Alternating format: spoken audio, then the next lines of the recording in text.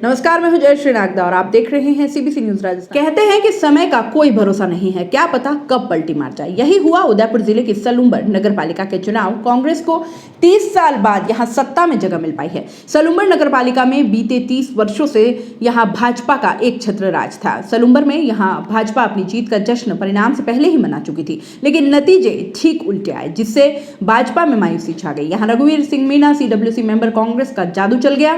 कांग्रेस को उम्मीद से 2 कदम आगे जीत मिली, जिसमें कांग्रेस में जश्न का माहौल रहा। सुबह पहले 5 वार्डों के परिणाम ने ही कांग्रेस को बढ़त दिला दी। इसके बाद 25 वार्डों वाली इस पालिका में कांग्रेस अंतिम गिनती तक बढ़त को कायम रखे हुई थी और 15 वार्डों में जीत पक्की करके स्पष्ट बहुमत वाली पार्टी बनी।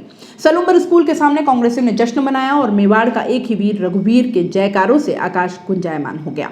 क्षेत्रीय विधायक अमृतलाल मीणा की अब जमीन इस क्षेत्र में खिसकती नजर आ रही है। पंचायत समिति में विधानसभा क्षेत्र की 3 पंचायत समिति जयसमंद, सलूम्बर, सराड़ा में कांग्रेस का कब्जा होने के बाद अमृतलाल की जमीन कमजोर हो गई है। अब नगर पालिका चुनाव में मिली करारी हार के बाद भाजपा का वर्चस्व काफी हद तक कम हुआ है व अमृत कमजोर पड़ गए हैं। उदयपुर सांसद अर्जुन लाल मीणा अपनी पत्नी को ही नहीं जिता पाए। वे पत्नी को जिताने के लिए लगातार मेहनत कर रहे थे, लेकिन यहाँ कांग्रेस के कन्हैया लाल को 116 मत मिले। उन्होंने मीणा मसार, जिन्होंने 102 वोट हासिल किए थे, उनको हरा दिया।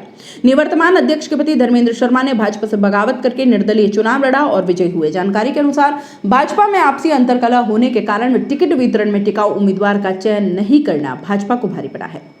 उदयपुर में सलूम्बर में नगर पालिका चुनाव में कांग्रेस विजयी होने के बाद अब नगर पालिका के चेयरमैन पर सबकी निगाह टिकी हुई है।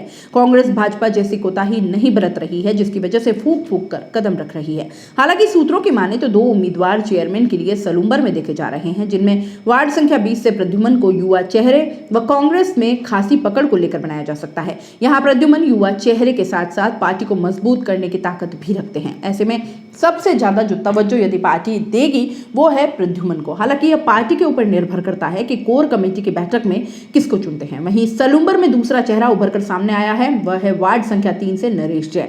नरेश वरिष्ठ कांग्रेसी नेता छगनलाल जैन के सुपुत्र हैं, जिसका सीधा फायदा नरेश को मिल सकता है। अब देखना यह है कि कांग्रेस इन 2 चेहरों को चुनती है या फिर दोनों में सामंजस्य बिठाकर किसी अन्य को चेयरमैन का पद देती है।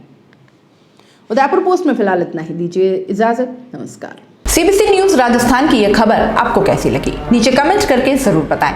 अगर आप YouTube पर देख रहे हैं तो सीबीसी न्यूज का चैनल सब्सक्राइब करिए, पास में दिख रहे बेल आइकन को भी दबाइए, ताकि जब भी हम आपके लिए कोई खबर, कोई जानकारी लेकर आए तो सबसे पहले आपके पास नोटिफिकेशन पहुंचे।